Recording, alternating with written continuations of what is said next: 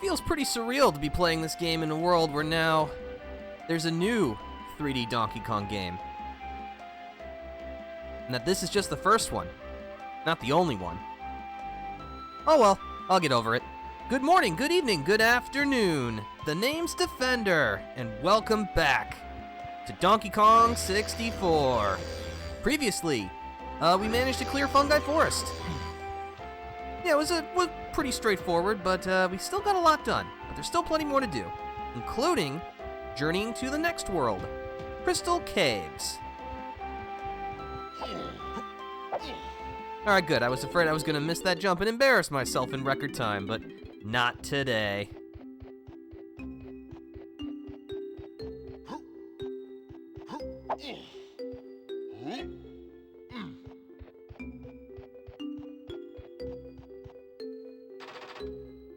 We need 65 golden bananas to get into Crystal Caves, but we have more than enough.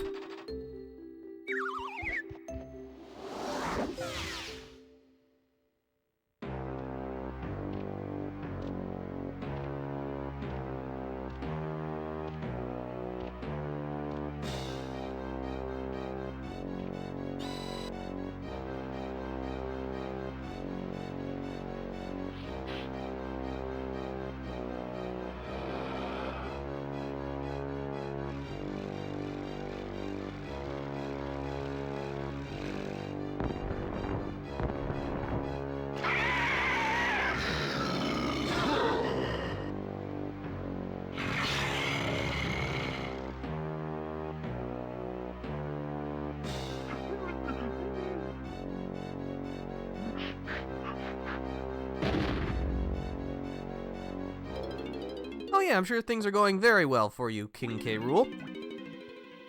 Anyway, welcome to Crystal Caves.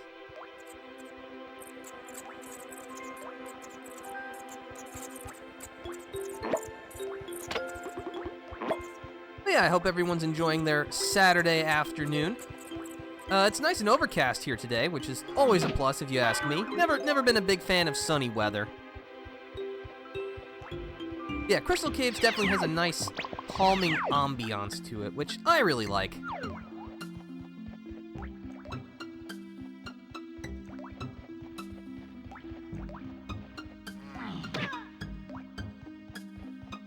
But before we begin our collecting in earnest, we've got a couple of things we need to take care of first. Also, this world has naughties in it, which we haven't seen them since, like, what, Jungle Japes? Oh yeah, and as for the calming atmosphere, sometimes it gets interrupted by a cave-in, by this jerk.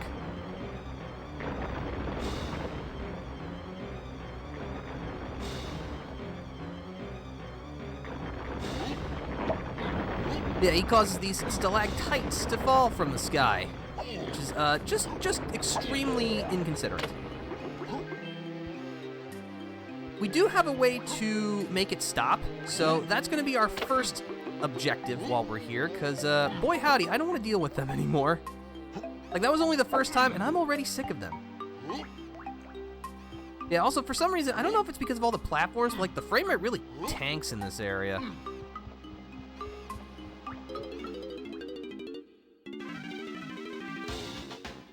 But yeah, we got a funky upgrade. It's another ammo belt, the last ammo belt in the game, which doubles our ammo again from 100 to 200.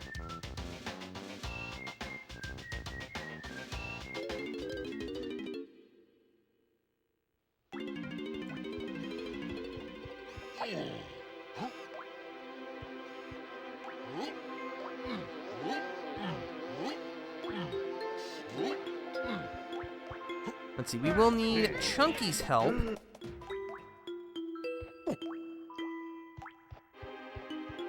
Yeah, this is what we want.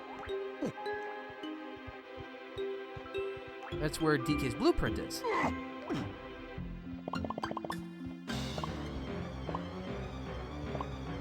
Yeah, we can drop it on this boulder switch. Which cracks open this big boulder.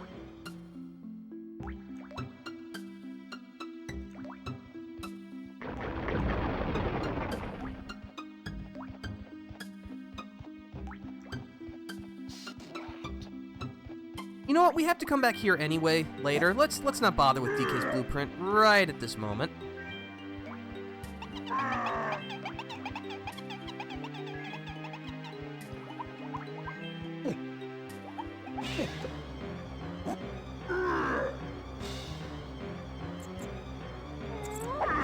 You can Primate punch this wall down.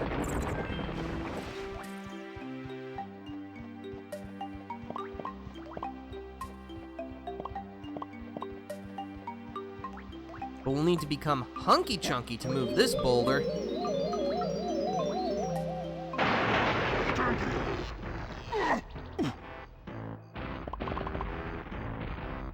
And plop.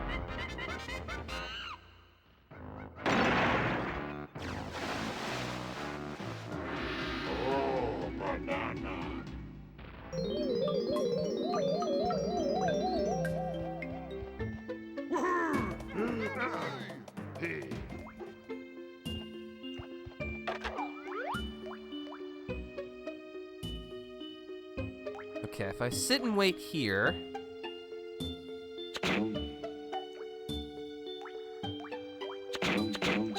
There we go.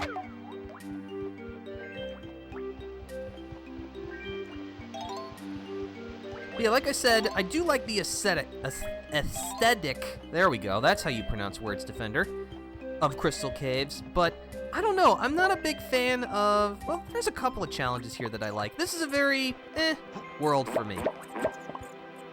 If Fungi Forest to me was an A tier, this is probably like a B tier world.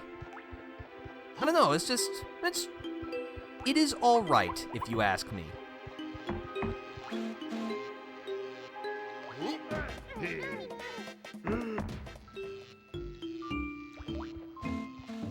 But we do have some upgrades we can get. Yes, I know about Jetpack. I don't want to play anymore. For Chunky, we earn Gorilla Gon. Where's him? Gonium.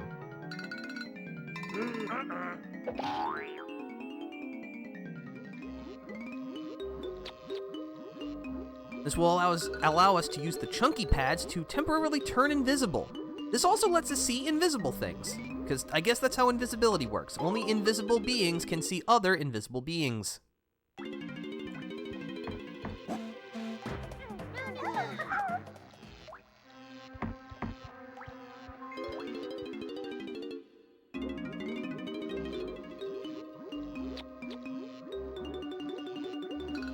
Tiny's upgrade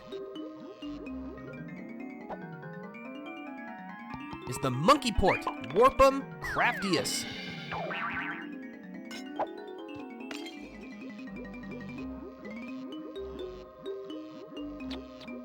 This is basically a Kong-specific banana porter. Only Tiny can use this. It's a rather underwhelming ability. Like, I guess they just kind of ran out of ideas.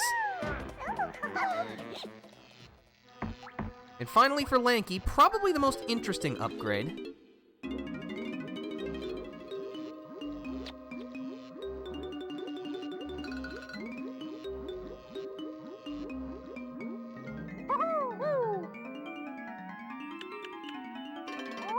The Orangstand Sprint Palmus Dashium.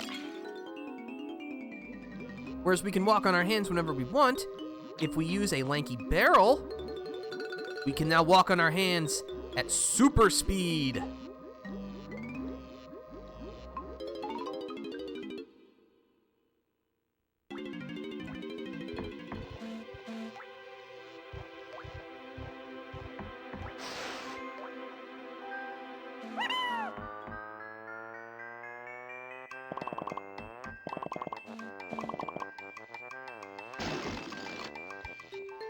I think that's all we can get with the Lanky pad here. Yeah, that's just there to get a couple of bananas. Let's see, you know what? As long as we're, like, right here, I can't resist. I'm gonna go grab the, Donkey Kong pad.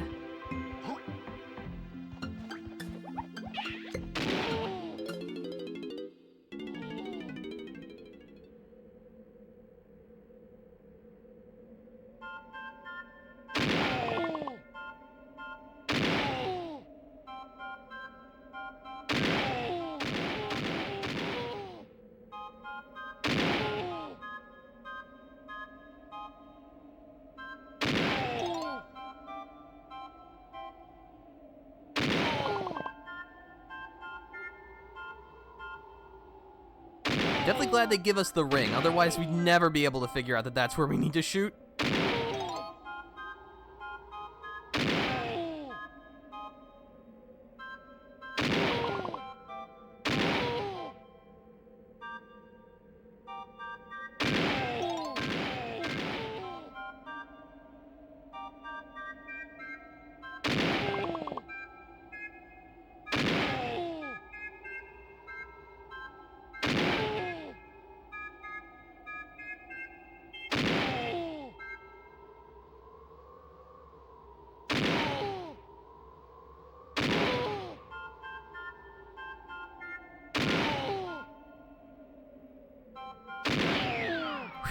Alright. Welcome to bonus I day. think that's probably the longest barrel blast course in the whole game. Sure felt the longest. Now we just gotta shoot everyone with an unlimited supply of coconuts.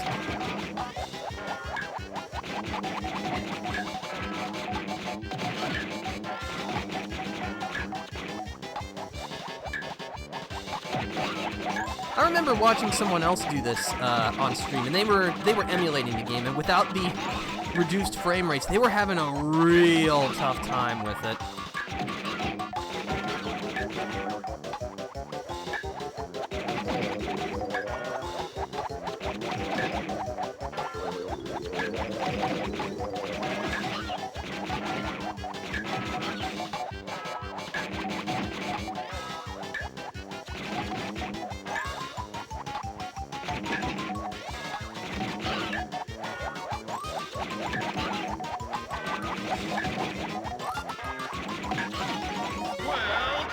Another job well done.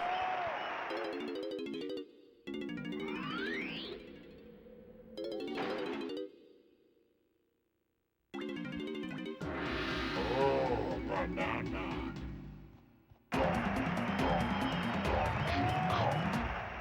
Yeah. Alright, with that taken care of, we will quickly switch to Diddy Kong so that he can take advantage of this Diddy barrel over here.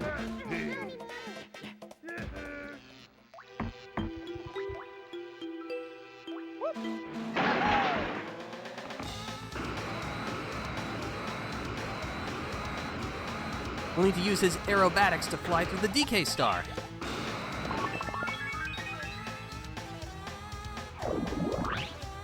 Alright. That's caused the music pads to spawn everywhere.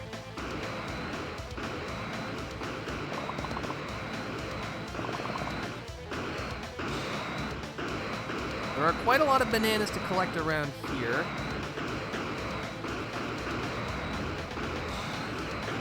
Oh yeah, there's some.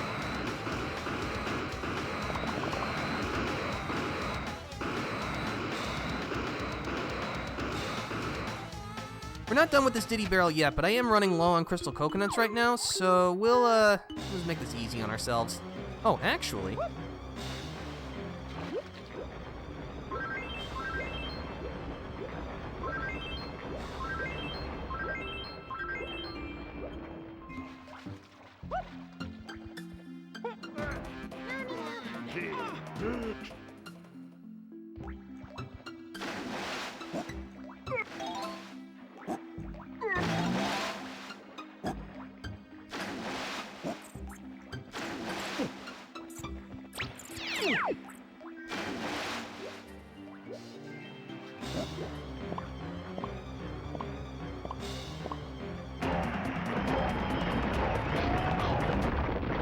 Thankfully, we're invincible during this, so we can just shrug off the stalactites.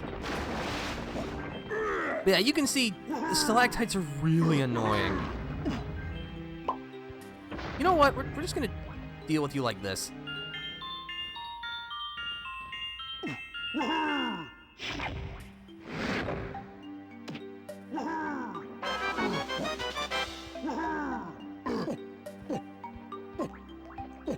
Got it.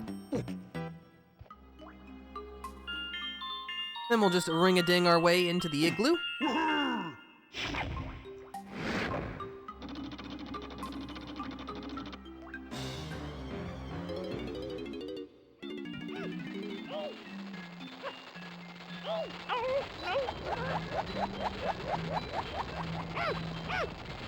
Oh, it's that rabbit from the forest. Defeat the little fireball guys walking towards the TNT barrel.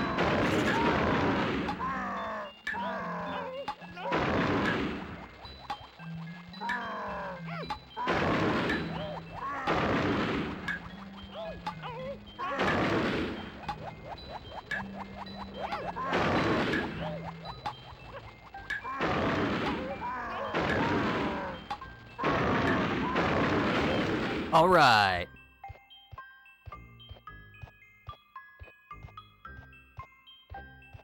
Oh, banana.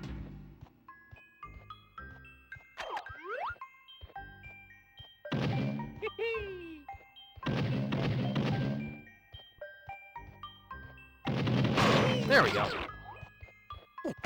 Yeah, the banana balloons are starting to travel so fast that it's better to just predict where they're going to be and then just start blasting.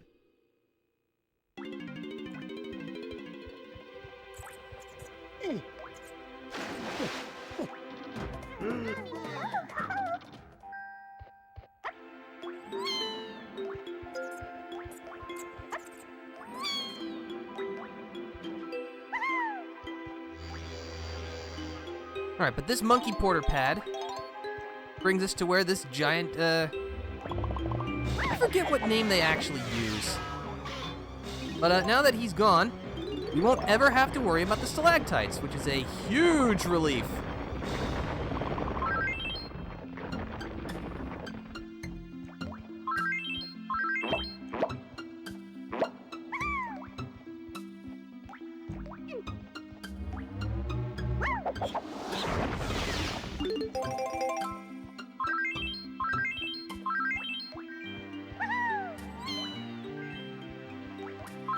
I will say, I do kind of like the idea of a persistent event going on in a location that you can do something about, but the way to get here is pretty roundabout if you don't know what you need to be doing, and more importantly, it's just really obnoxious. Like, it's just not fun to deal with the stalactites.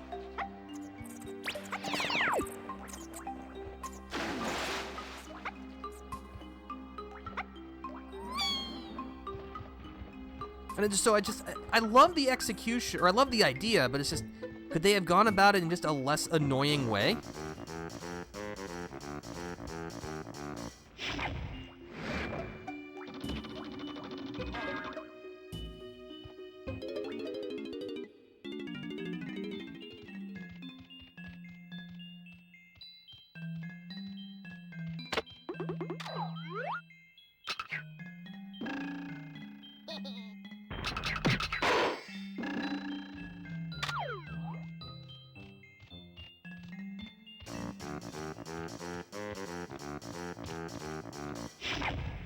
Just get this guy out of the way for this challenge.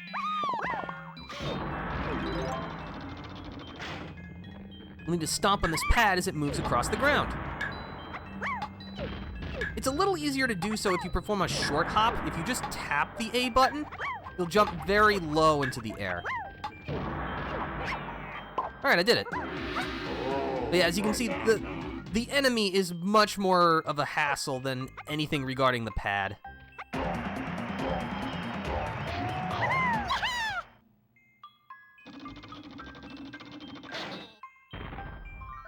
Oh, we've got a fairy now. Should be safe over here.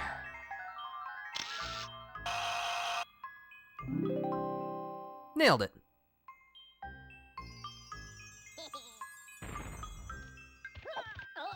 Oh yeah, now that we've made our way to Crystal Caves, our maximum oranges have increased to 30, which is the most it'll ever go. Again, still not sure why they decided to just arbitrarily upgrade our orange count. Oranges are one of the least important items in the game, so, I mean, I'm not trying to bad talk a gift horse in the mouth and all that stuff, but like, I'm just more confused. Like, why?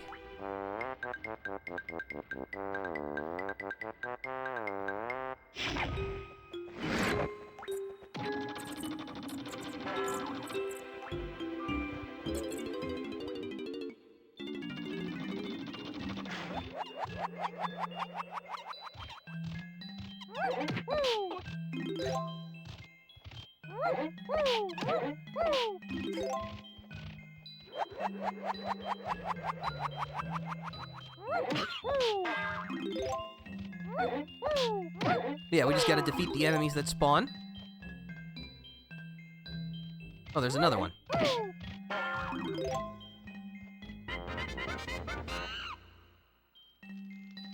And that causes these lanky pads to appear.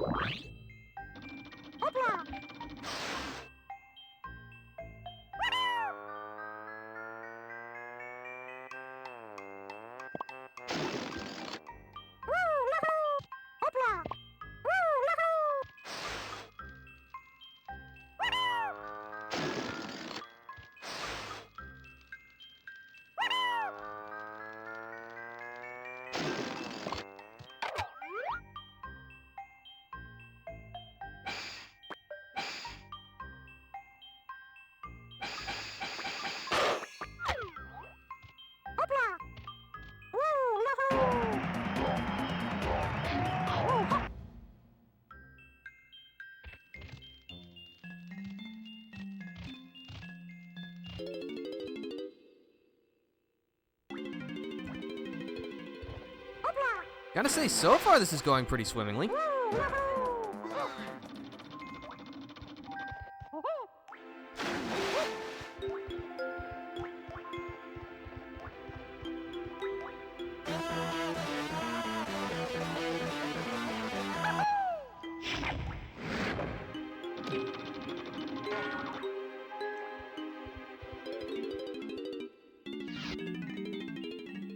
Oh, this one. I remember this one. You gotta destroy the barrels in the correct order. Start from 1 and work your way up.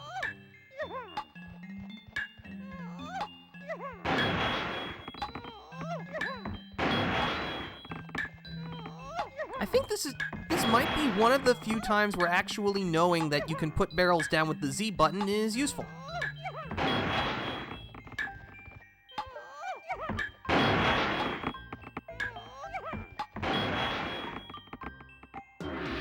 Oh, banana.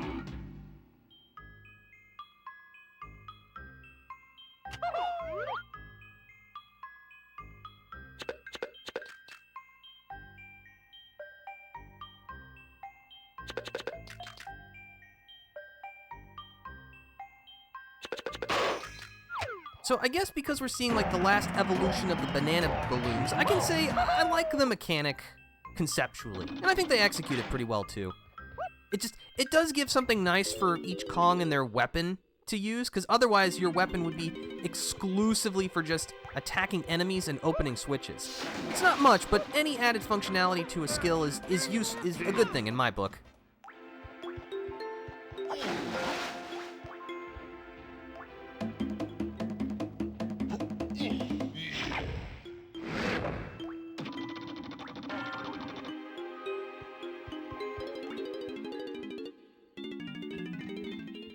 Ah, this one.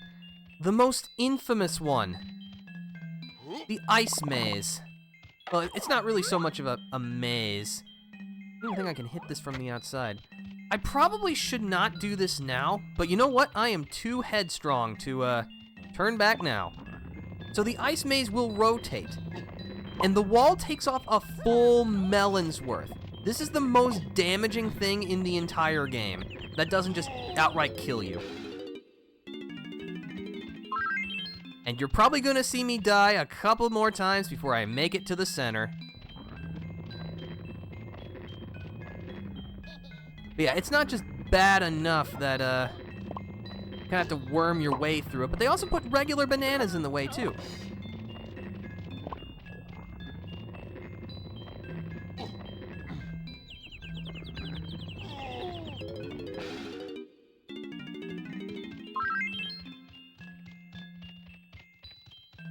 And yeah, the reason I said I probably shouldn't be here right now is because if we go talk to Candy, we can actually grab a third melon, which makes this a little easier.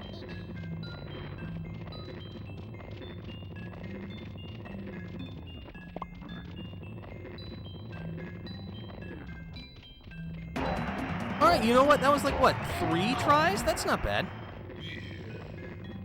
Now I gotta shoot the balloon.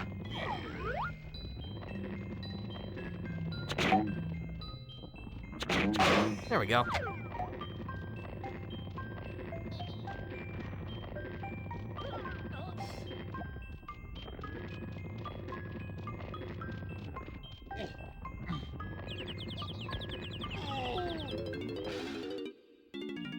Alright, that's enough of that. But yeah, that room is pretty much the only place I ever die anymore in this game, which is alright with me.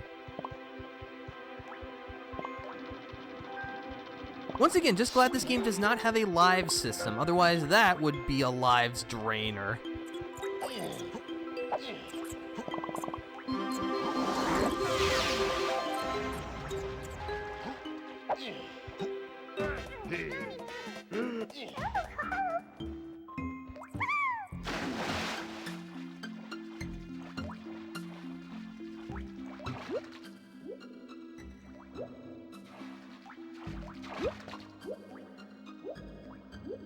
Yeah, trying to think on it, I think...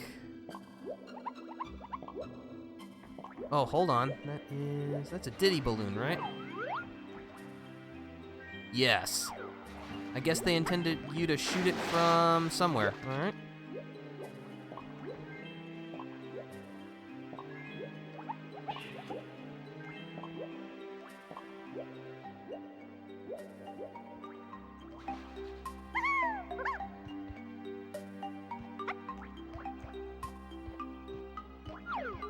Let's tag in Chunky.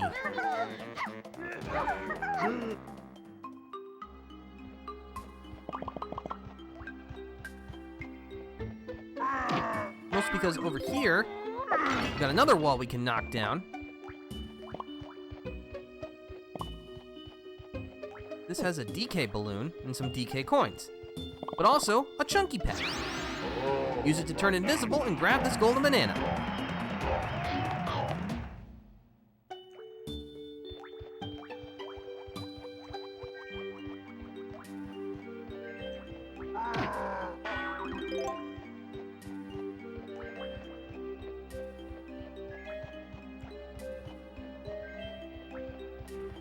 There's also this wall over here, which is where we can find Snide's headquarters. For some reason, I just really like this location. I don't know why. Maybe it's just the fact that there's this headset here.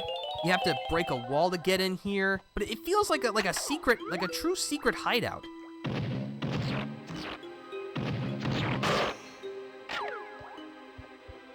You know, it's away from everything. It's also got a Trough and Scoff portal, and before you defeat the big enemy who drops the stalactites, this is a place to hide out until the shakedown stops. I don't know, this is one of my favorite little pockets in the game. I've always liked this place. This is one of those kind of hard to describe things, even though I guess I did just kind of describe it a little bit.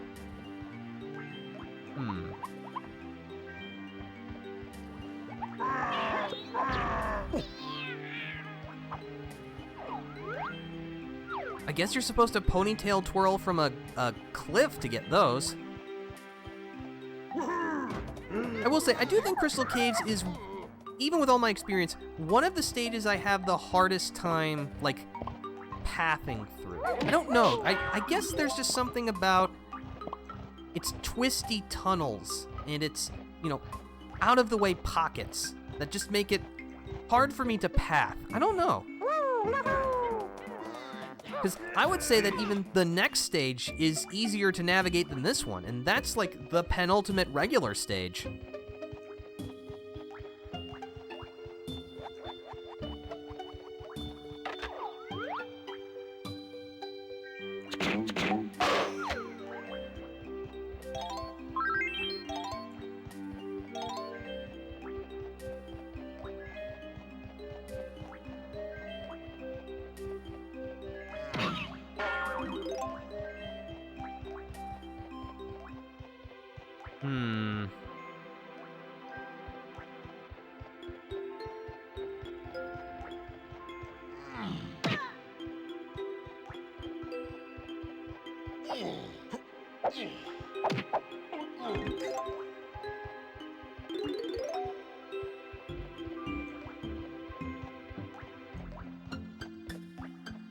Oh, I know what that is.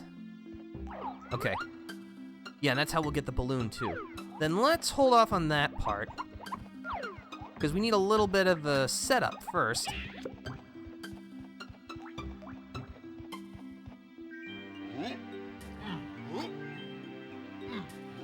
Oh yeah, look at that slowdown.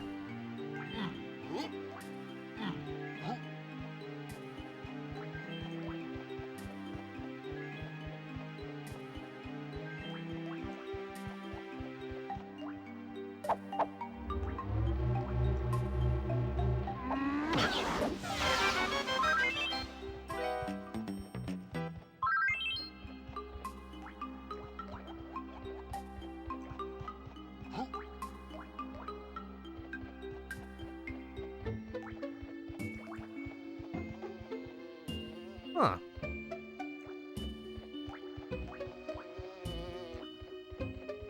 I guess I never really stopped to think about how silly it is that there are two lanky switches right next to each other. Oh well. This lanky switch opens up the ice castle from the side.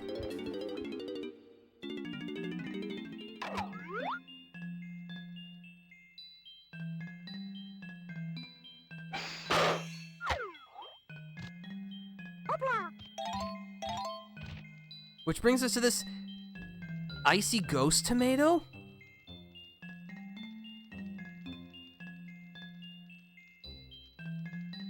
Sure, I'll play with you. I like games. Turn over as many to show your face as possible. Okay. So yeah, we gotta flip over the DK, or flip the panels over to DK. Don't bother hitting the question mark ones, just hit the K Rool ones. Again, that's a +1 for you and a -1 for your opponent. And remember, short hop, then Simian slam. So just briefly tap the A button, then hit the Z button.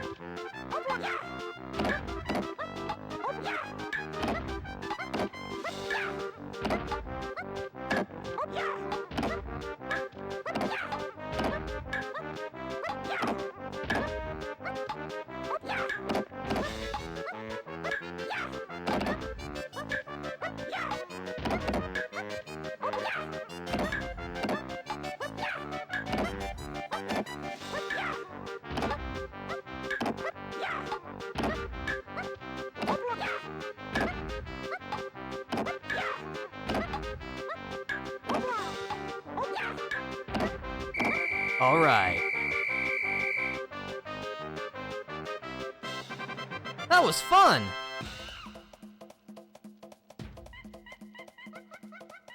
Well, someone's a sore loser. Oh, banana. Fine, I will take this, and I will go.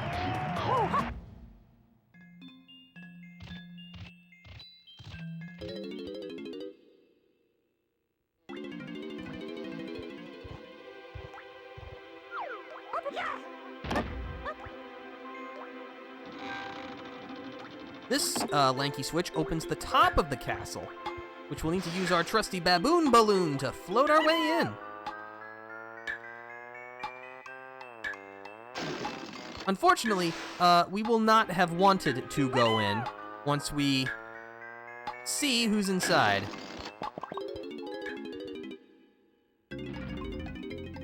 It's nobody's favorite, the beetle. So yeah, once again, get to the bottom of the slide and collect 50 coins. But as you can see, we have a little bit of a arms race on our hands. Unfortunately, I think Squawks is going to interrupt us here. Yes. So yeah, he'll mention, crystal coconuts, but of course, we're immediately so far behind that we'll never catch up, so we'll just go ahead and restart.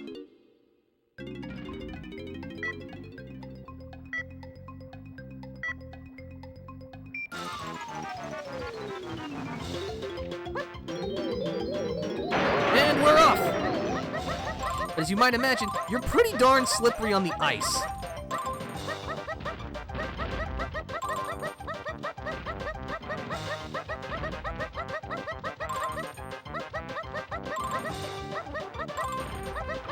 So yeah, I'm not sure who wanted to see the beetle brought back, but I will say, I think I prefer this race more than the one in Angry Aztec, only because there are a lot fewer, like, sharp turns directly into the abyss. Like, there's still some, but they're far more gradual.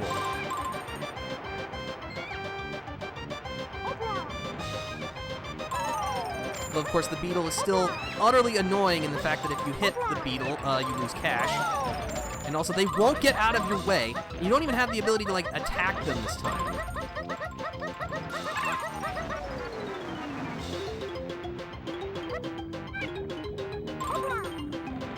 Oh, you can't jump that far.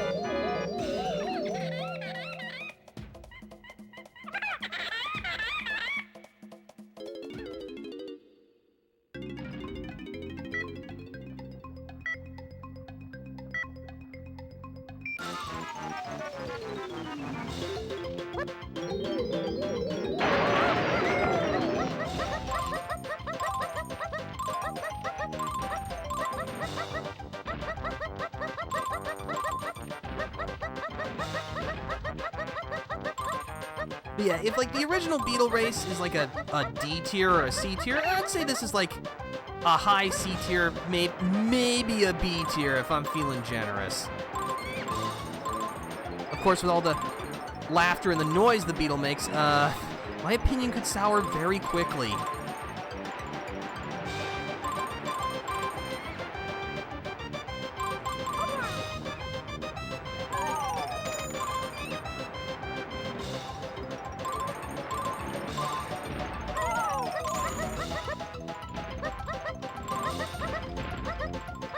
Out of my way, jump! Why am I pinballing? I don't want to do that. Really? Why was I so slow? No, I take it back. This is a D tier. What was I thinking? B tier? Whew.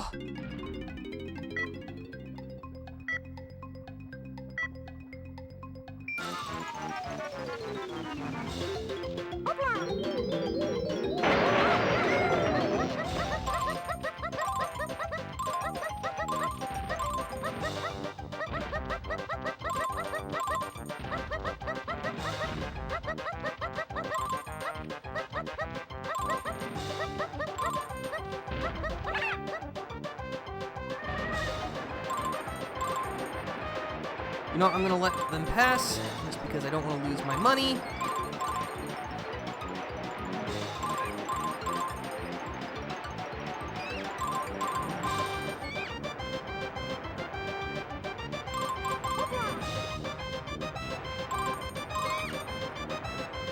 I'm gonna try and pass in the running portion.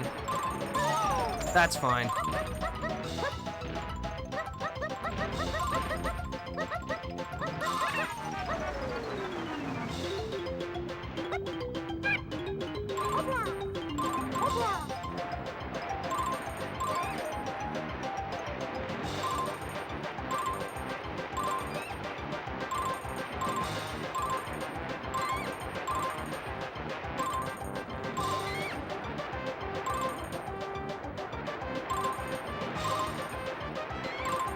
Okay, that's enough, but let's get some coins for insurance.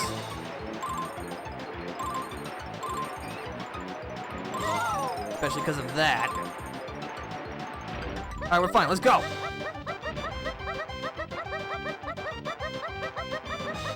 Alright, you know what? That wasn't as bad as it could have been. Still not enjoyable, but not the worst.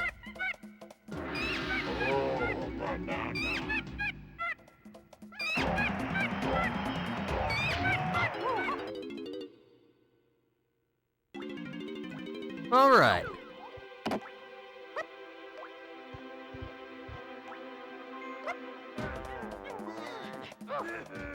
Calling Diddy Kong.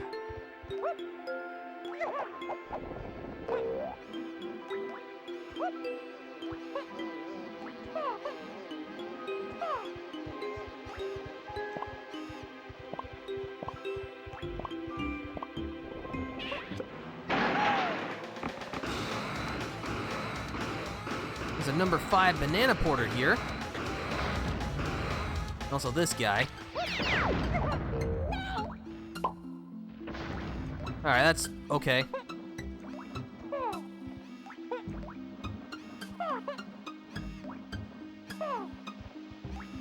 Before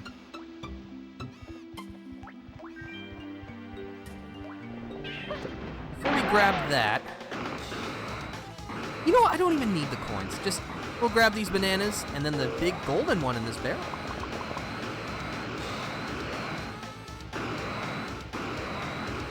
And it's time for the return of the best mini-game in Donkey Kong 64. Welcome to bonus Mad day. Maze Mall.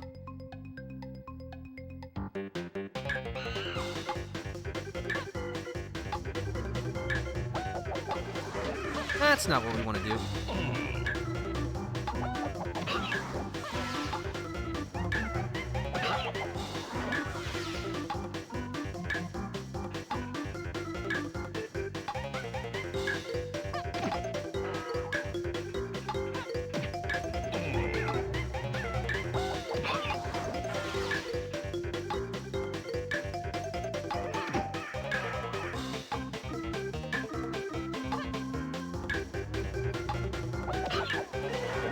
One more.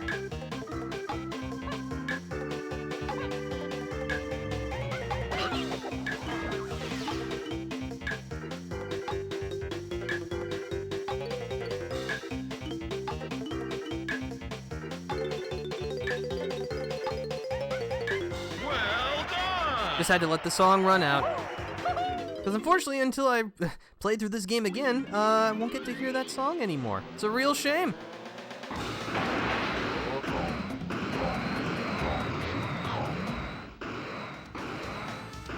Actually, never mind. I can get the coins. It's not that hard. There we go.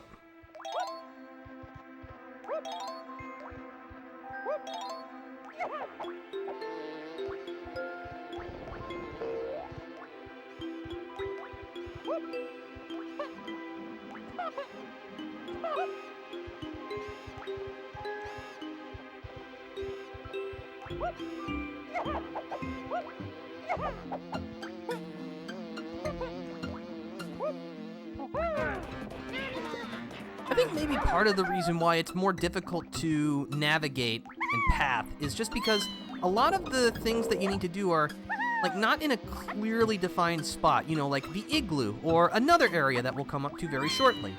Some of it is just like on the side of a cliff. It's not quite as distinct.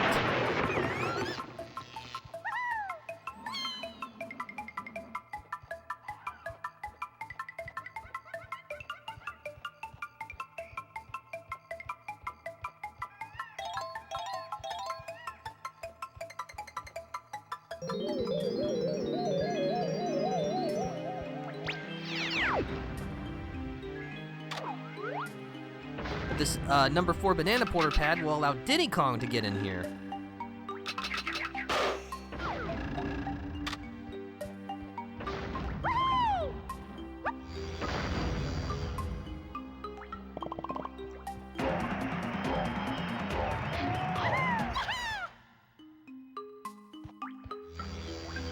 And yeah, that's Monkey Porter. Very underwhelming. Again, it really does just feel like the developers, we can't think of any other ideas. Just throw it in. It's like, I get it. I'm not gonna like hold the game against it or anything, but it is a little disappointing.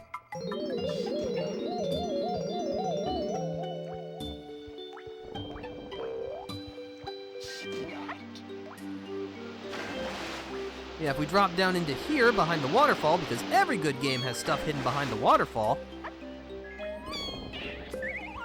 we have to find this big area, as well as Candy Store.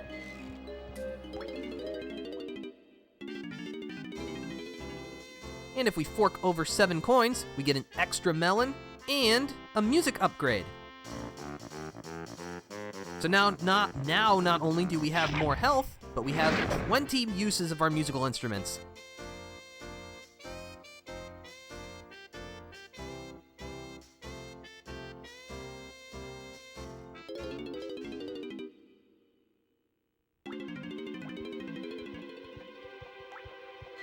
Yeah, the third melon is obviously nice, but we don't have very much of the game left to go. Just the rest of Crystal Caves, one more regular world, and then, like, the final area. Again, not trying to be ungrateful, but it's just... Couldn't you have given this to us in Fungi Forest or something?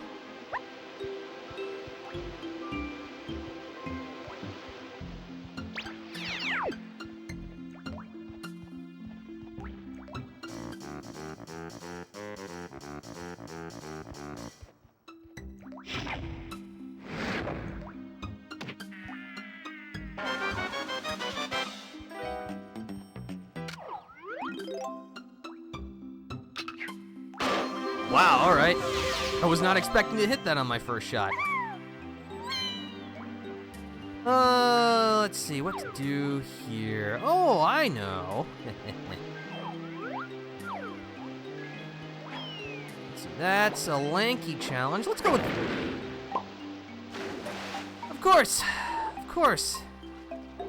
I would fall down there.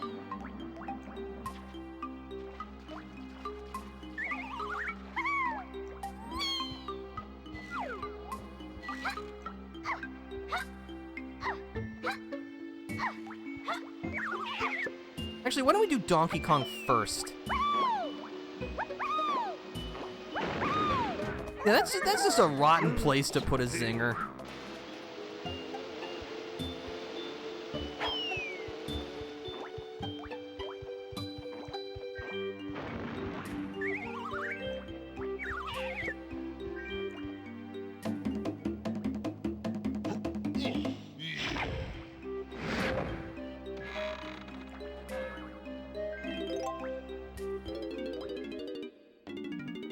Yeah, this brings us into this cabin, which I quite like this challenge. We have to flip over all of the tiles and match them.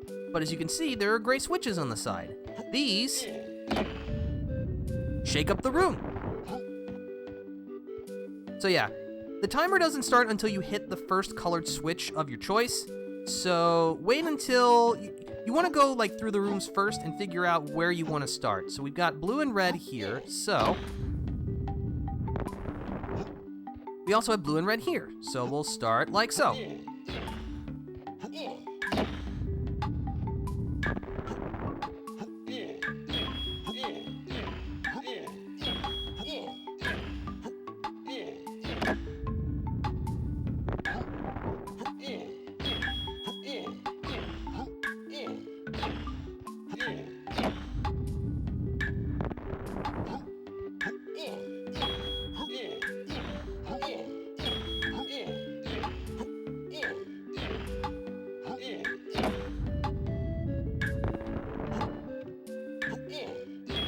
Victory!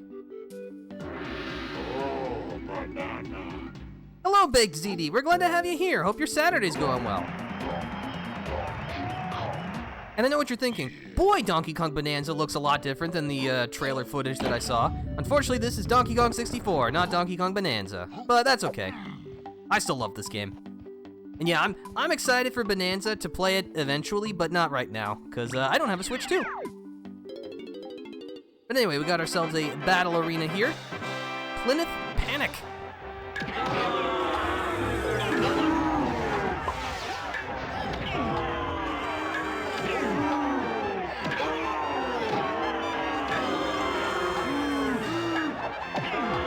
Is this a Bonanza D-Make? You know what? Honestly, that sounds like a really cool idea. Like, someone remaking Donkey Kong Bonanza, but like using the DK64 models. That actually sounds pretty sick.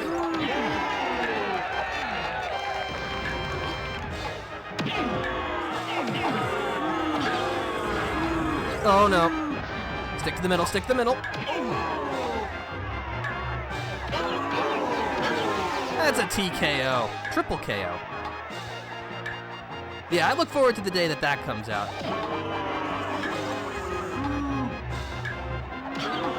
You know what? I'm glad that like the one thing they carried over into Bonanza is that they got a guy saying, "Oh, banana," whenever you get one of the Banandium gems. Like it's so silly, but it does truly feel like a through line in terms of 3D Donkey Kong.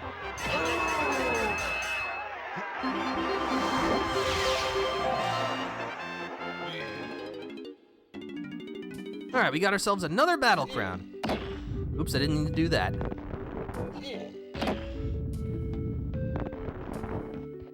Alright, and we're out.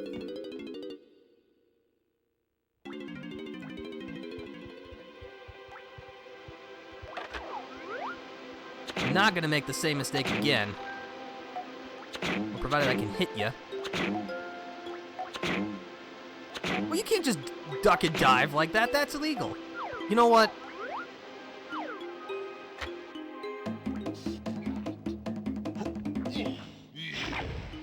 I mean, if you're just gonna give it to me, I'm gonna use it.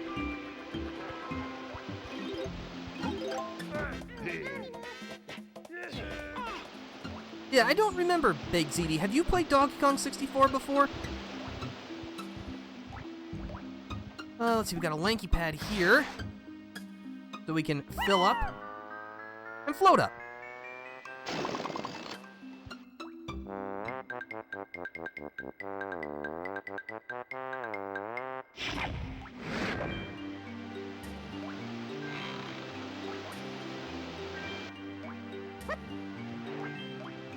I rented it a couple of times as a kid, but I couldn't find the first level. Honestly, that was pretty similar to my first experience. I did manage, well actually, no, I found the first, oh, yeah, they prevent your musical instrument here. I guess that makes sense. We're gonna take out these guys first. But yeah, I played this when I was 5. So, you know, not very good at the whole video games thing yet. I didn't know how to throw oranges because I couldn't tell, like, in the tutorial what button to push. Like, the Z button, I could figure that part out, but I couldn't tell, like, I was supposed to push one of the camera buttons to throw an orange, so got stuck on that for a while. And it eventually took going back to the Game Exchange. Well, there's a name that hasn't been uttered in 75,000 years. But we had to have the guy show us how to throw an orange. And then I managed to make it into Jungle Japes, and then I refused to go any further because the first cave changed the music and it was too scary for me. I mentioned that before, but I don't know, there are definitely some places that, like, DK64 does get genuinely unsettling at points. I don't know, I guess developers just thought kids were made of sterner stuff back in the day. And maybe they were. Yeah, my friends and I mostly played the multiplayer. I have not played much of the multiplayer, in all honesty, despite how long I've owned and played this game. It was just, whenever I did have friends over, it was never our choice, you know? It was just more melee and double dash and that kind of stuff. Which, not to knock the multiplayer, and I do intend to show it off a little bit. Because I'm pretty sure I got a couple spare controllers and can make this work, because DK64's multiplayer doesn't have bots. So you've got to have friends if you want to play the multiplayer, or just extra controllers. That's what it's looking for.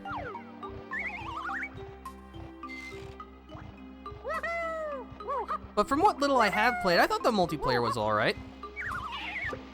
Like, it's not, you know, it's not GoldenEye, but then again, what is?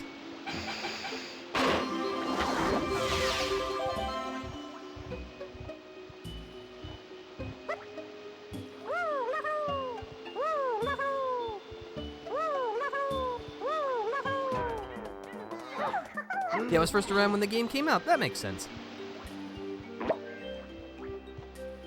But yeah, it is kind of weird to think about it, because I know, like, especially in the late aughts and early 2010s, like, multiplayer was being shoehorned into, like, every single game. Oh, I missed the thing I was going for. Imaginable.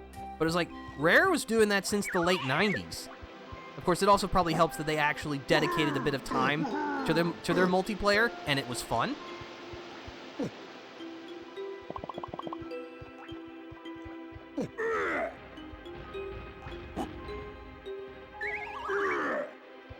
Yeah, I have to admit, I do kind of miss the, like, just shoved-in multiplayer. Because, like, I know the Yakuza 0 Director's Cut, which just recently came out on Switch 2, that has, like, a new multiplayer mode. And honestly, that really smacks of something that would have come from, like, late 90s Rare, which is both a good thing and a bad thing, because I hear that it's, like, very throwaway, just like, it's there. Is this something that they kind of threw in just to put another blurb on the back of the box? Oh yeah, also, these searchlights are out to look for you. Don't let them spot you. If we can slam the switches.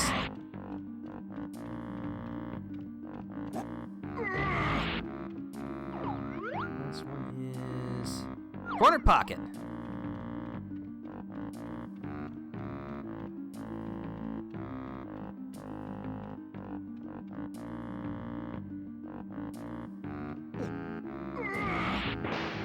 That makes a chunky pad appear.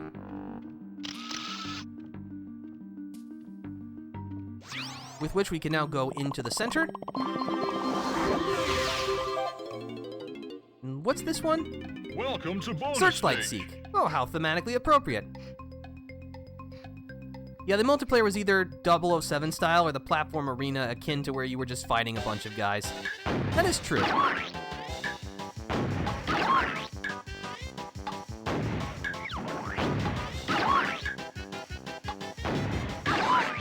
This has kind of been something that I'm more, like, subscribed to in recent years as I've gotten older, is that any piece of art, whether it's a book, a movie, a video game, or whatever, is a crystallization of a moment in time.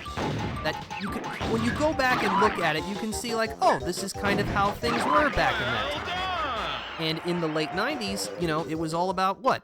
The N64 was the multiplayer system. It was the first video game console to have 4 controller ports by default. And of course, a lot of their best games were designed with multiplayer in mind. You know, Mario Kart, Super Smash Brothers, GoldenEye. That was just the style at the time.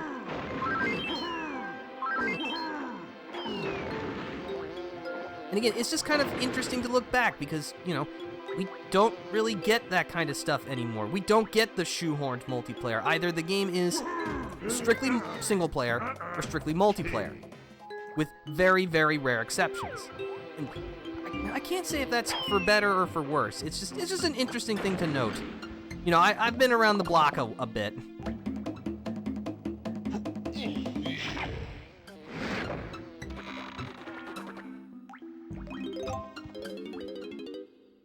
It's just kind of the grousings of a old man.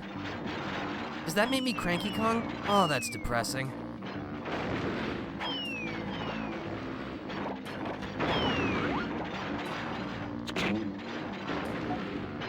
Oh, there's homing ammo in the corners. There we go. This should be a bit more manageable. No.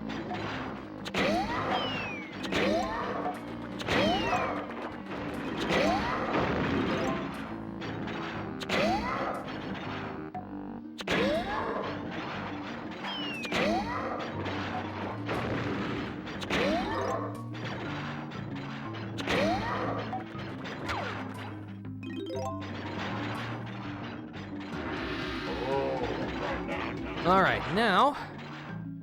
Actually, I should grab this first before I potentially plummet to my doom. Man, who would want to live in a cabin like this? This is the worst bed and breakfast I've ever seen in my life. This place is definitely getting a 1-star Yelp review.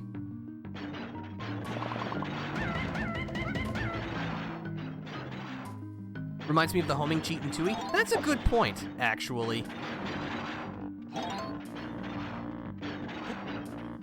Because yeah, now that you say it, and just kind of thinking on it, like, the Orang Sprint is just a repurposed turbo trainer.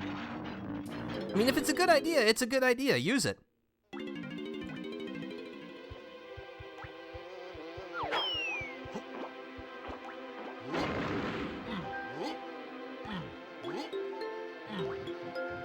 Let's see, who do we want to bring in? Lanky?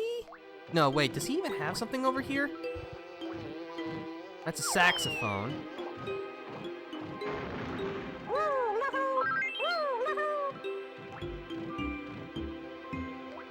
Oh, and there's the Banana Porter 5. Okay, there is something for him here.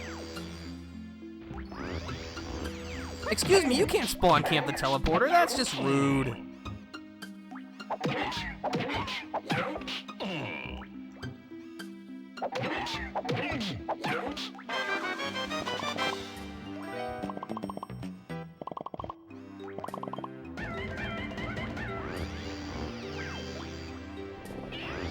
Lanky, I think?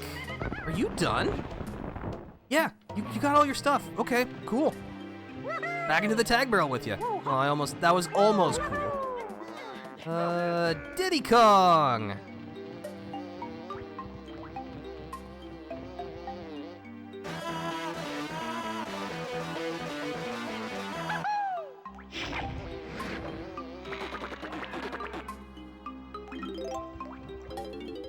What's this room? Oh.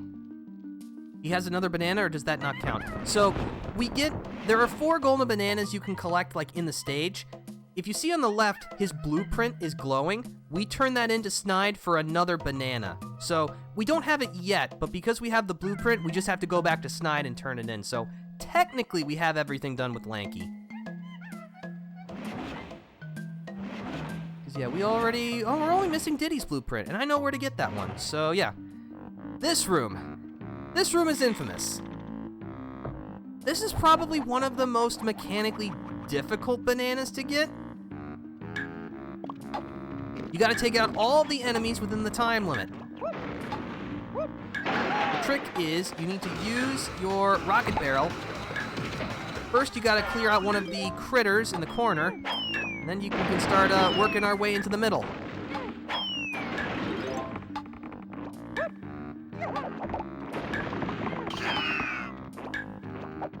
That was not how I wanted to do it. I don't think I'm gonna do it now.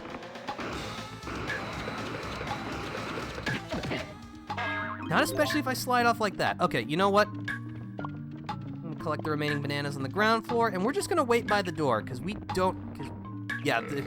they've smartly disabled the use of our musical instrument.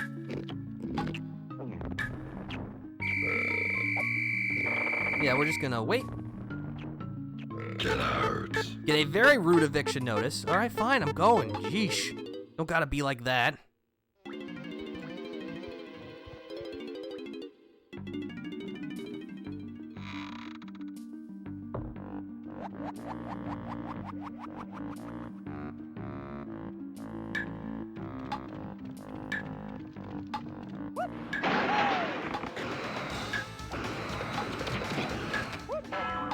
Here. So yeah, it's easiest to lob the oranges in a straight line, so we'll do that. We'll hop back into the barrel, go over to this corner.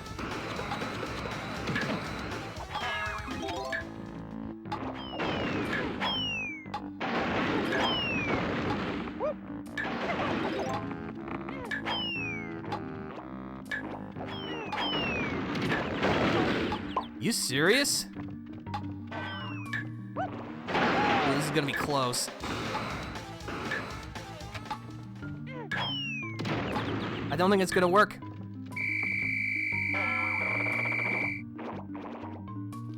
Get out. Yeah, he took too long to die. Isn't that great?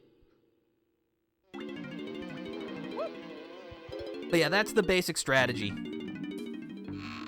Honestly, I don't even think it would be that bad if they just gave you a flat 60 seconds to do this. Like, I don't know why they made it 50 seconds. It just feels cruel.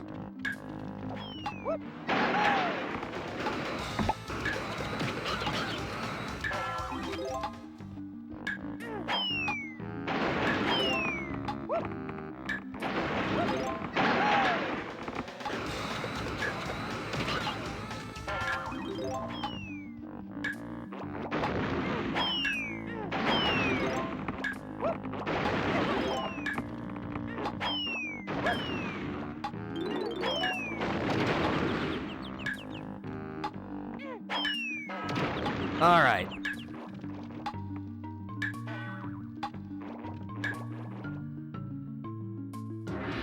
Oh, banana.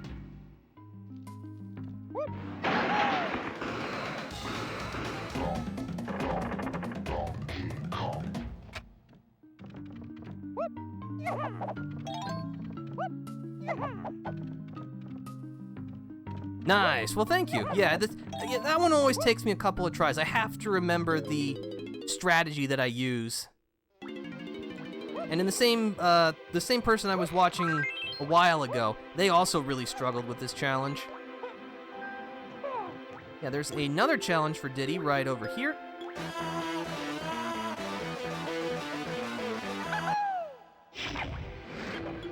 Thankfully, this one is a bit easier.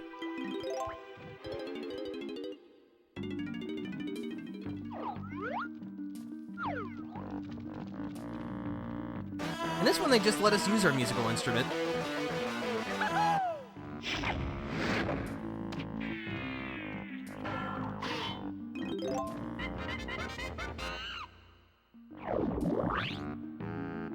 That summons a simian spring pad.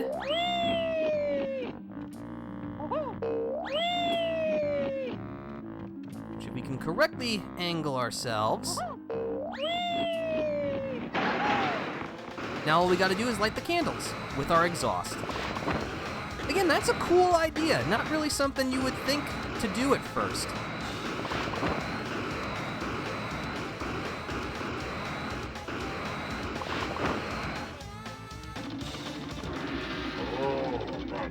With the candles lit, another golden banana is ours.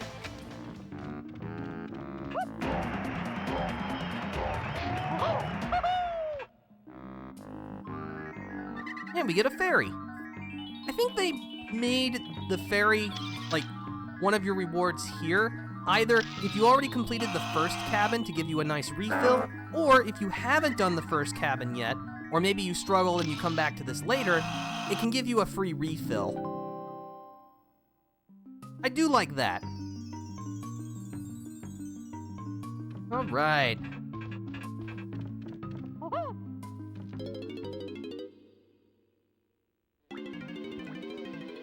Let's see, we do have the saxophone pad. That's a tiny job for a tiny Kong.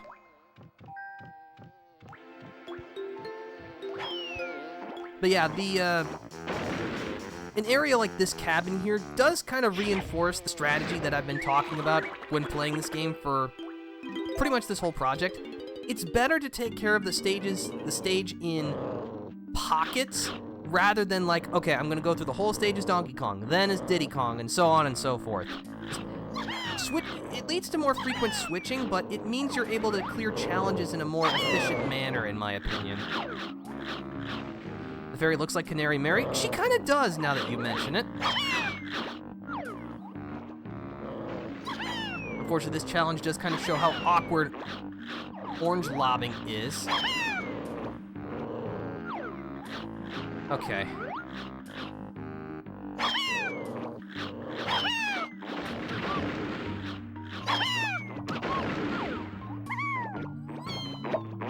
We're here at the center platform, which gives us the most real estate.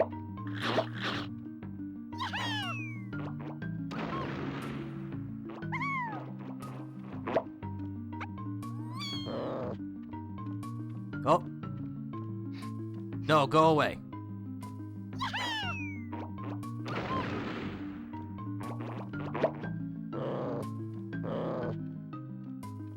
That bank shot. Yeah, I know.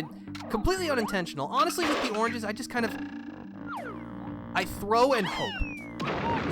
They're so unwieldy. Oh, banana.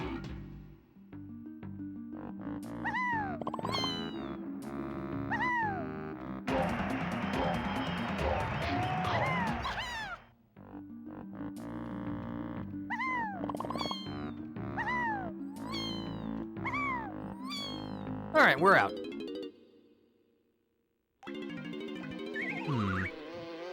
All right, what's left? Okay, I think...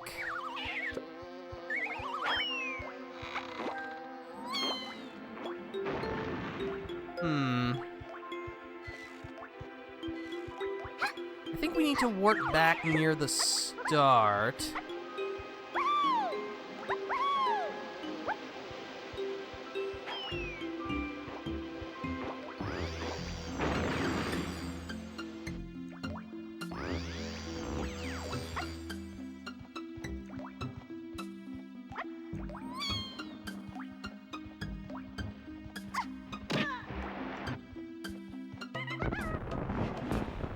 Yeah, I have every blueprint but Diddy's, but I know how to get Diddy's.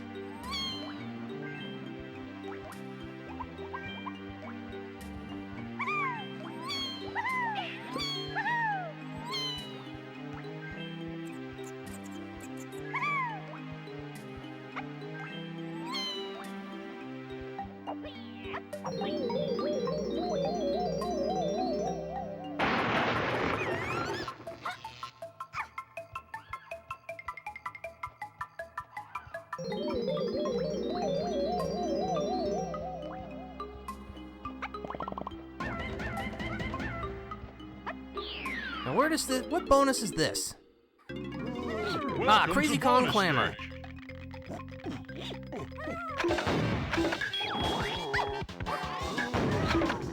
Oh, this one is also really fast.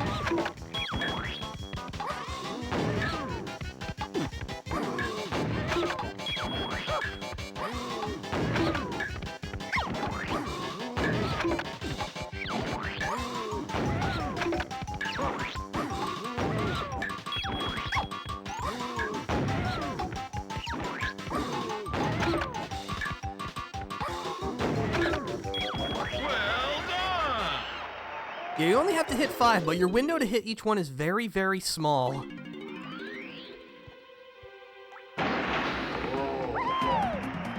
But not only does that get us another golden banana, it reveals another banana porter pad.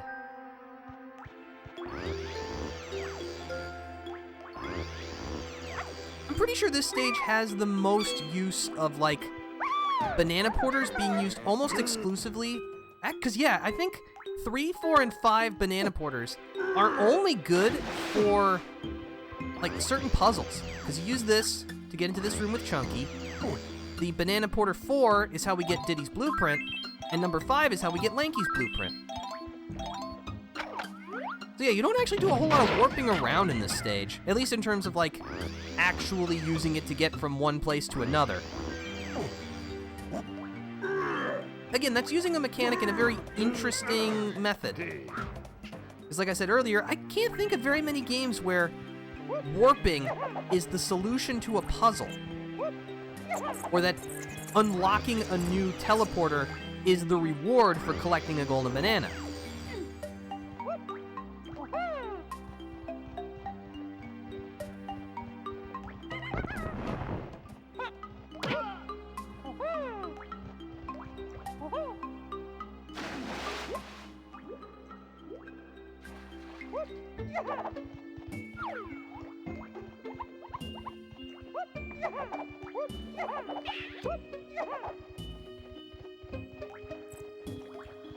Don't fall down, Diddy.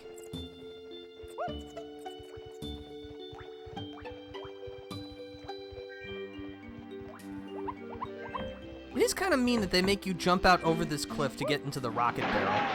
It's not a terribly difficult jump, but if you miss, you know, you're plummeting into the drink, and then you have to walk all the way back.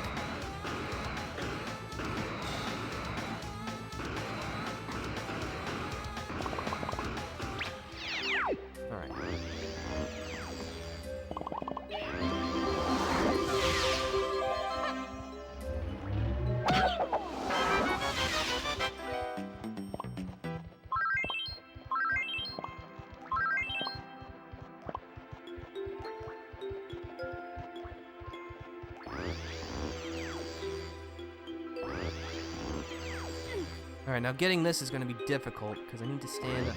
Well, not like that. Oh, just... okay. You have to like... You gotta wiggle your way right onto the edge of the pad. Nice. Now... best part of every collectathon, where's the last thing I need? Because everyone else has everything.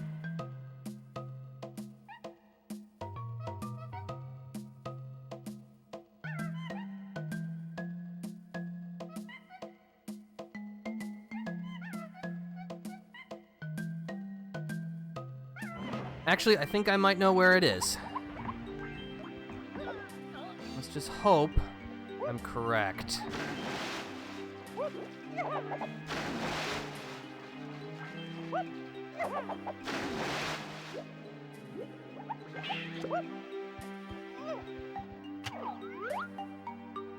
No, I think it would have been inside. I'm pretty sure I would have gotten it.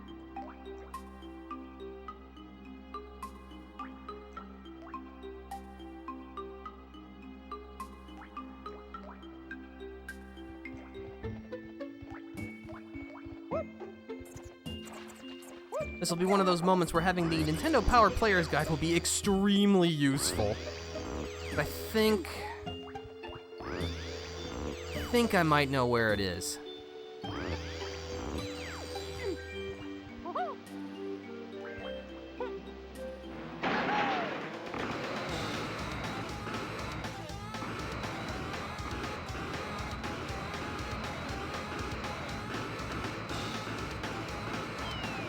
There you are.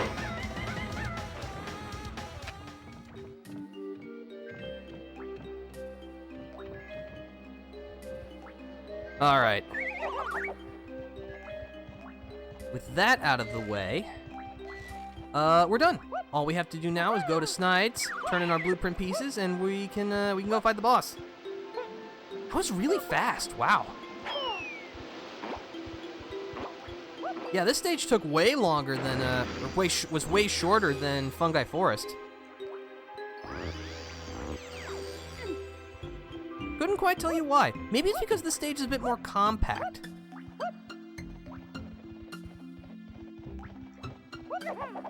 I don't know. But yeah, we're about to enter in the sequence where I turn in the blueprint pieces one at a time. You can't skip the cutscene, so if you need to use the restroom, stretch your legs, or do something like that, go do that right now. I'll be here.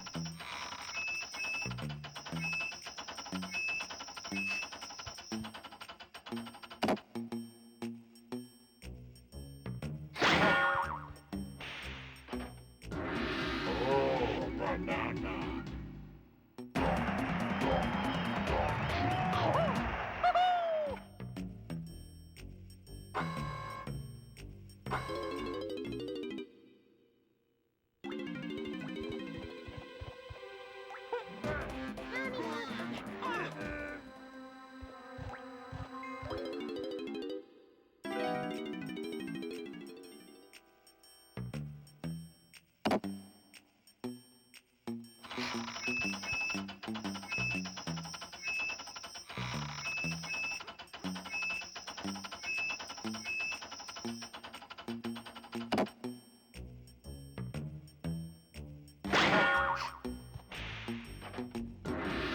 Oh, banana.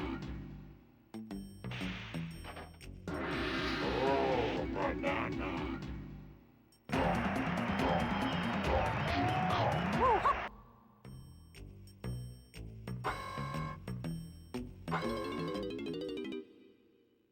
We're getting real close to a full blueprint.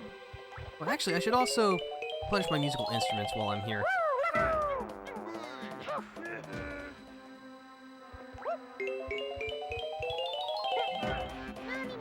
Now that I'm thinking about it, this is probably one of the easiest headphones to reach in the whole game. I don't know, it's just kind of weird that they put it right here.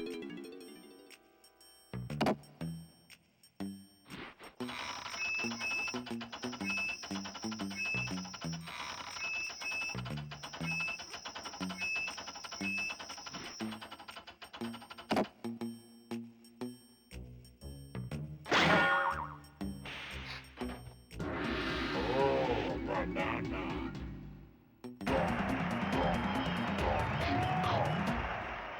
Yeah.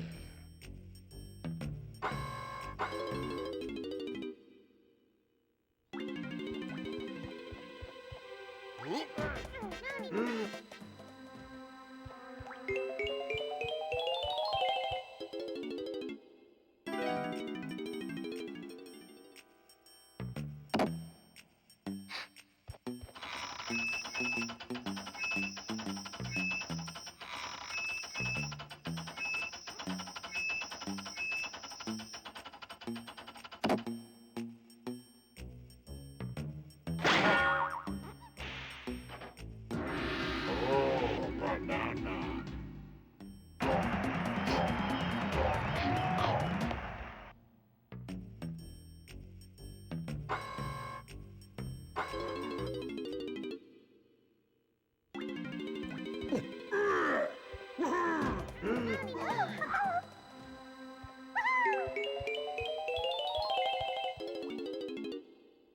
Alright, last one.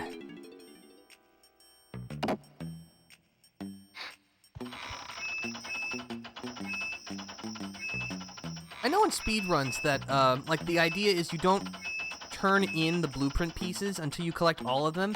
I think you go to...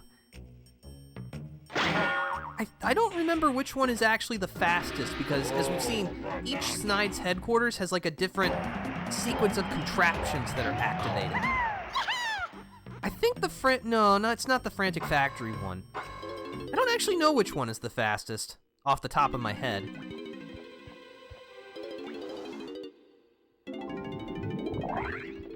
Alright, let's see, we need, what, 350? Yes.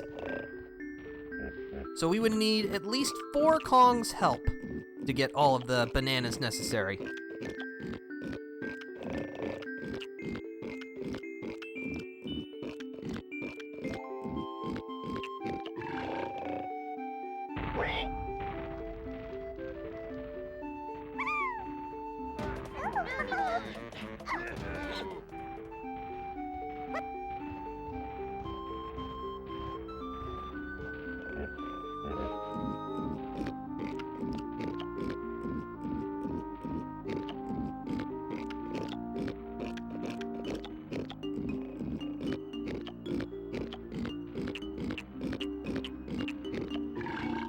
I don't know, there's just something satisfying about the munch sound effect that they used. It's like, I don't know, really guttural, but I don't know, that just makes it weirdly...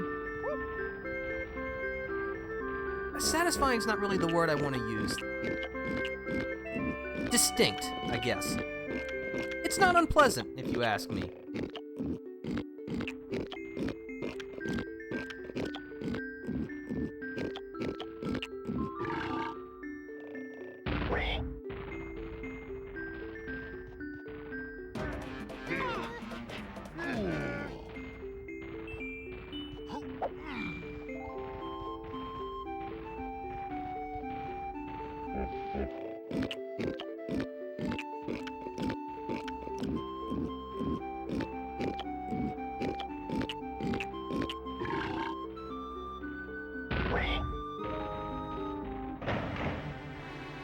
Alright, who's it gonna be this time for the boss? Place your bets!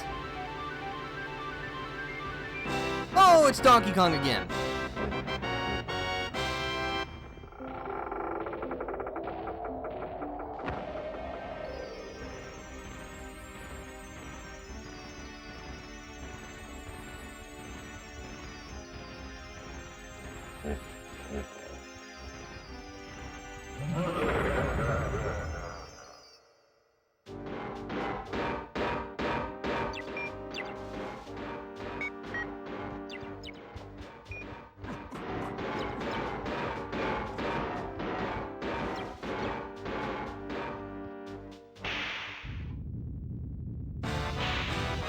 The return of Armadillo.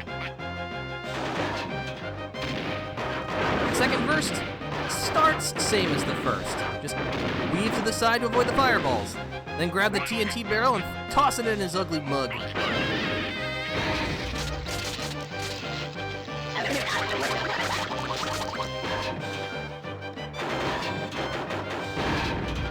He'll roll right after us, so just stay on the move.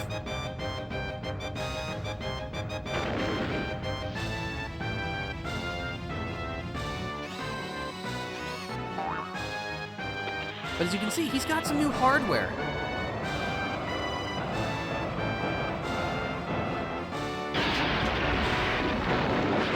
Jump over the shockwave.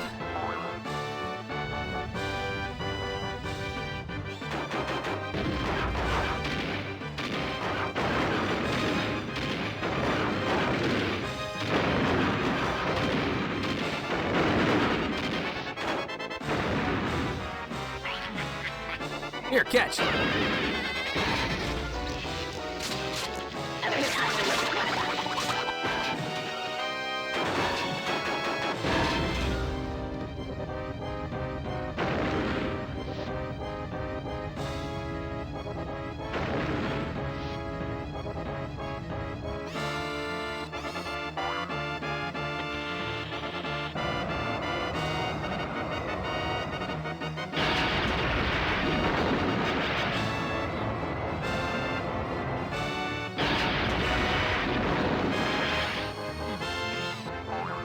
will say, whereas I think the Dogadon rematch is a little disappointing, I think this fight is definitely better than the first one, but it's also a better rematch.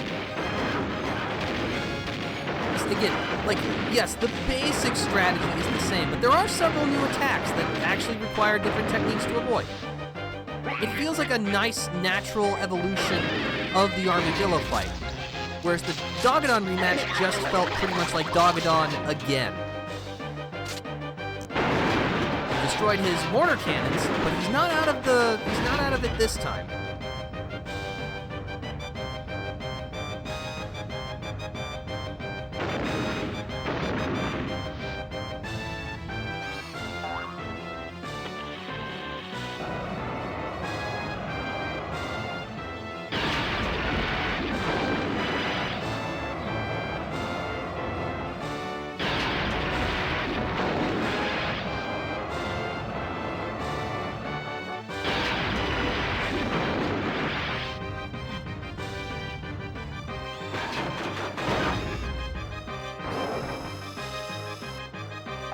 But now he's pulling out the big gun.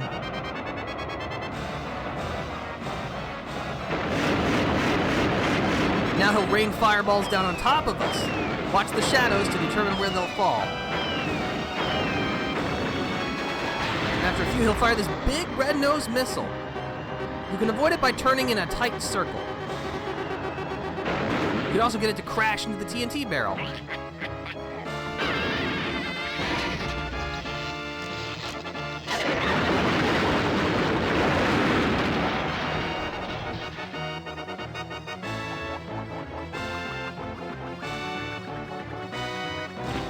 But yeah, the only thing really disappointing... Sorry, I had to let them say the Donkey Kong. The only thing really disappointing about the rematch is that you don't get to see the new attacks very much. Like, I think if they allowed just, like, one more hit for the second, like, phase, I think that would have been just the right length. Got him? We sure did. Alright, now that Armadillo is kaput, and hopefully he stays that way this time, we're done with here. So let's head back to the DK Isles.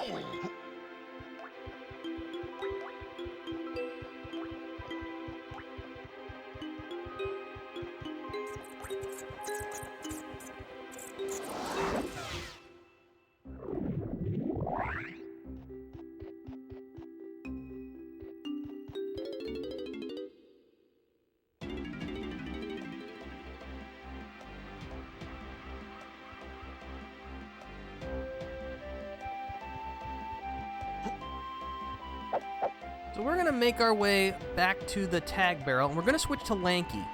He's gonna be the one to turn in the key to Kalumsy this time, for reasons you'll see soon enough.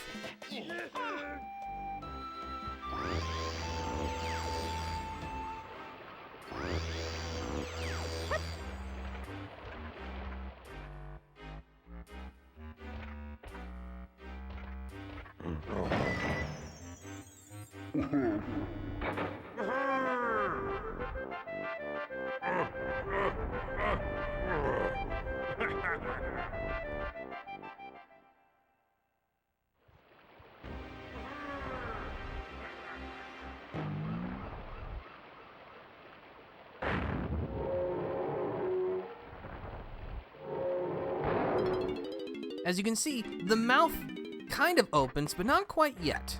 That's okay. We'll get in there eventually. But there's actually a golden banana inside of Kalumsy's prison, but we need the orang sprint to be able to get it.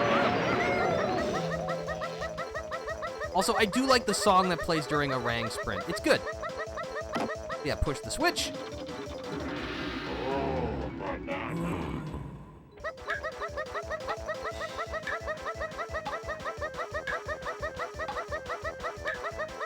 Gotcha.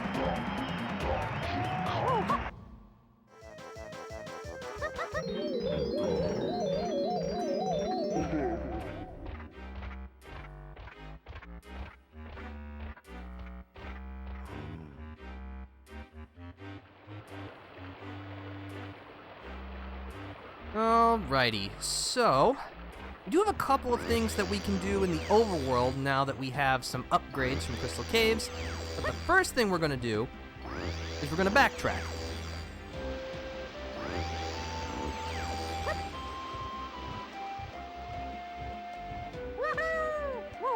Because we owe a certain animal a rematch.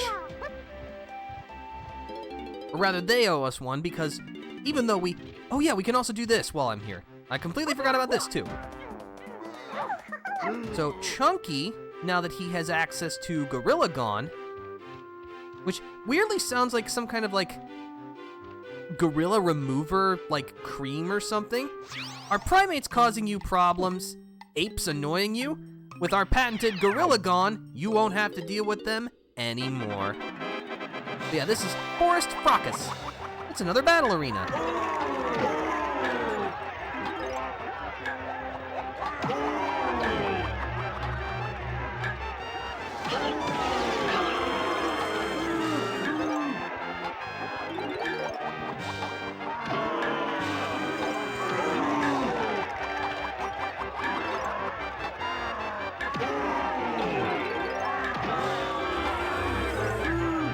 Let her rip.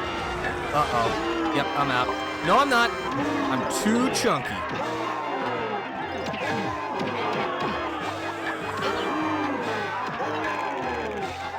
Everyone gets the spinning clothesline. It's just such a good attack.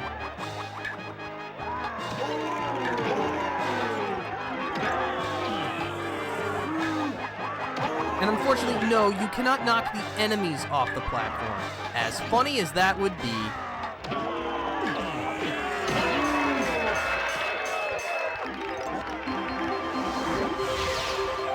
Another battle crown for the collection.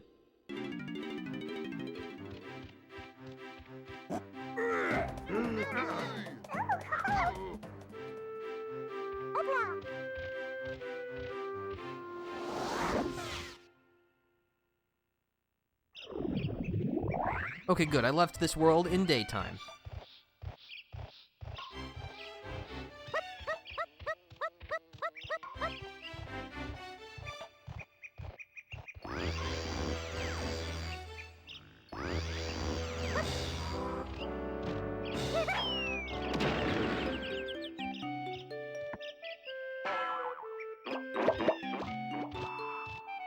But yeah, it's that darn rabbit again. We won the preliminary match, which got us some coins, but this one is going to be for the golden trophy.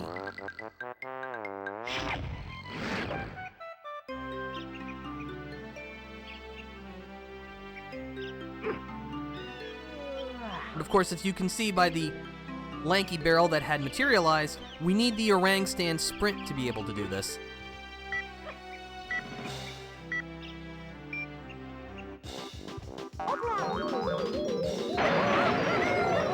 Also, weirdly, it feels like your orang sprint is less powerful here. Maybe they just did that so you have better control. They also don't make the crystal coconuts infinite for this, which, oh, that's not good. Which, I think that's an oversight. I don't even know where the rabbit is. I've probably lost way too much time.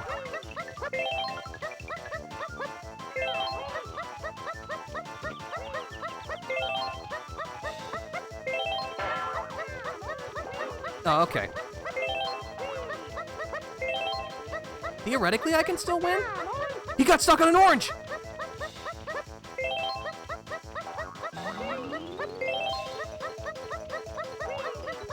Yes, that good N64 jank coming in clutch!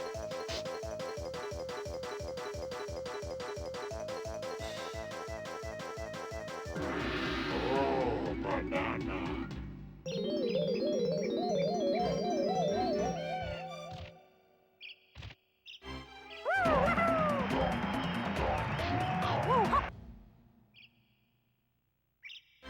All right. And that was all we needed to do in Fungi Forest, so let's get out of here.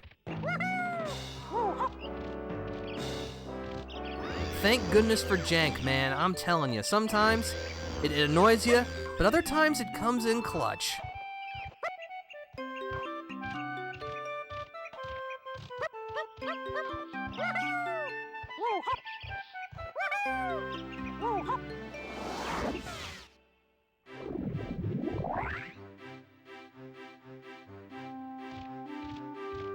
Okay, let's see. Where do we need to go now?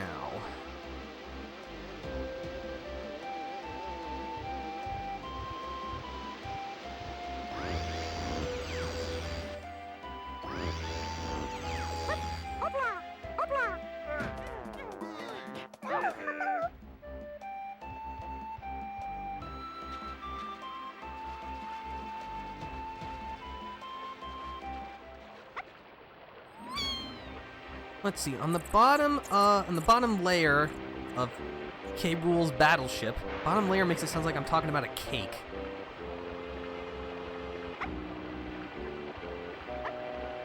There's this monkey porter pad. Using this takes us right up here.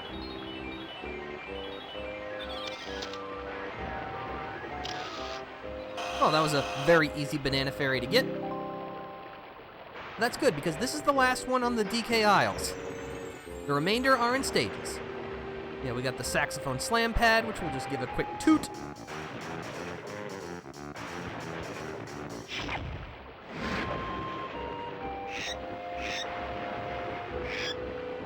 Which not only earns us a golden banana, causes this chunky barrel to appear.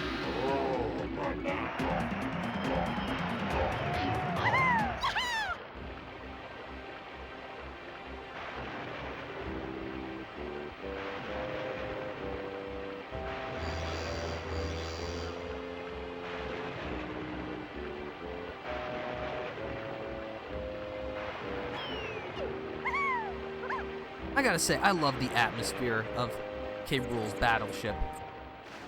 Like, yeah, it's not just threatening, it's downbeat. It's depressing. I don't know, it's just such a strong juxtaposition to the adventurous spirit of DK Isles. I love it. We'll say, I think that's something that Donkey Kong 64 does better than any of Rare's fare for the N64. It's really atmospheric at points. I don't know, the music is not as melodious as the banjo games, or even Conker's Bad Fur Day, but it manages to set the right mood for whichever location you're in. It's great. Yeah, with our newly found Hunky Chunky barrel, we should be able to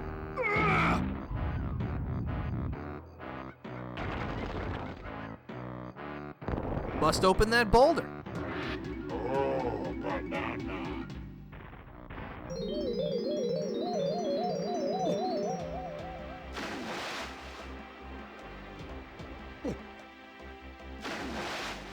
Yeah, I messed around the hub world more than anything when I played this. It's just fun to explore.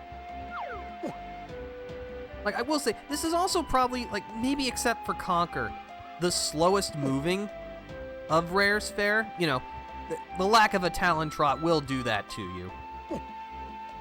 I don't know, maybe they did that deliberately because they wanted you to just kind of soak in the atmosphere. They wanted you to actually become familiar with the locations you were exploring. I mean, I guess that would also be something that they would try to do in the other games, but I don't know, it just feels like that was the tone and expectation they were trying to set. Again, it's fascinating. Donkey Kong 64 is very similar to Rare's other games of the time, but it's also different in marked ways. I don't know, it's just interesting to experience. Let's see, we got that. What are we doing?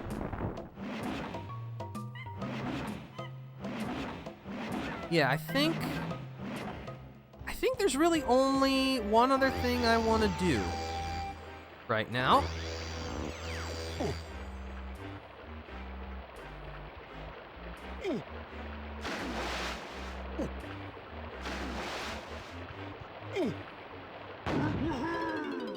This big cannon leads us to a new world. Far spookier world.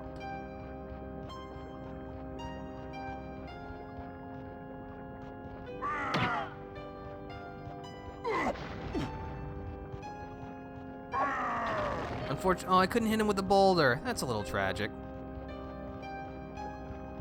But yeah, it's got some pretty hostile enemies walking around, and some pretty not healthy looking goo.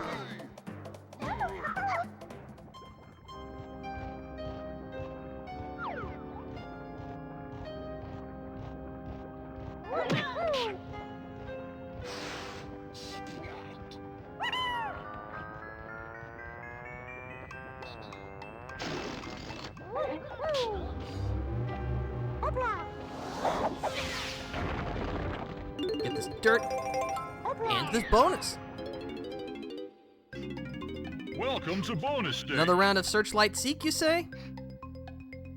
Fine by me. I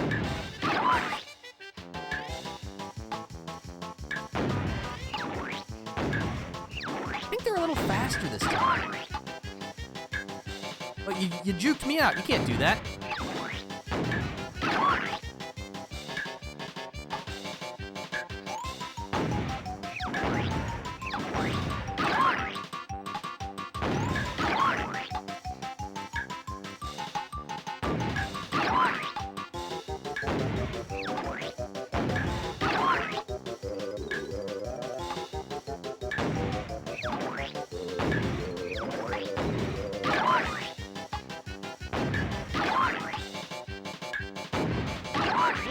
All right, that was tough, no doubt about it.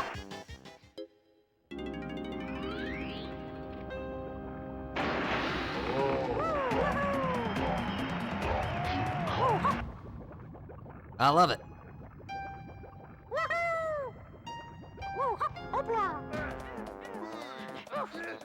Let's see, we'll need good old DK for this part.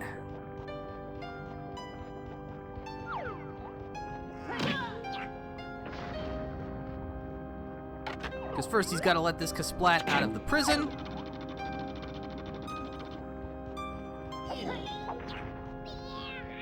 But of course, the roughing up part will have to leave to Diddy Kong.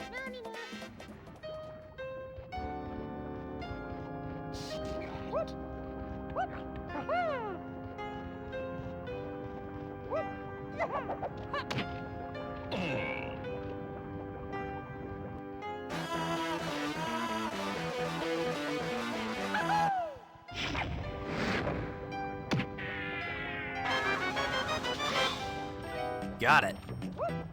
All right.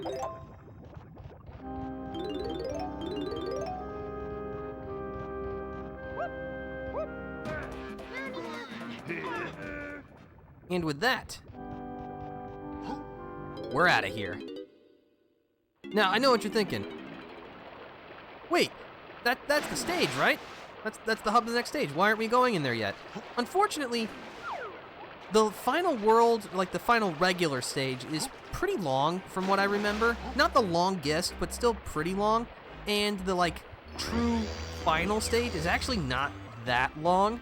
And we are approaching the 2-hour mark. And I don't want to go over too long just because I would like to wrap everything up in one nice meaty stream for the finale. I don't want to leave just like the last stage and the final boss to itself, because that'll take like maybe, I don't know, 40 minutes or something. And it's just, I feel like it should be a bit more substantial than that. So, we are going to call it a little bit short today, but it was still a grand old time. Got Crystal Caves done in good time, which I like. And it was fun. That's also important. So thank you for stopping by, everybody. I hope you enjoyed yourselves today. If you'd like to stay up to date on the things that I do, please consider following. But for now, this is the Defender signing out. See you later. Big meaty stream. Yeah, only the meatiest streams around here.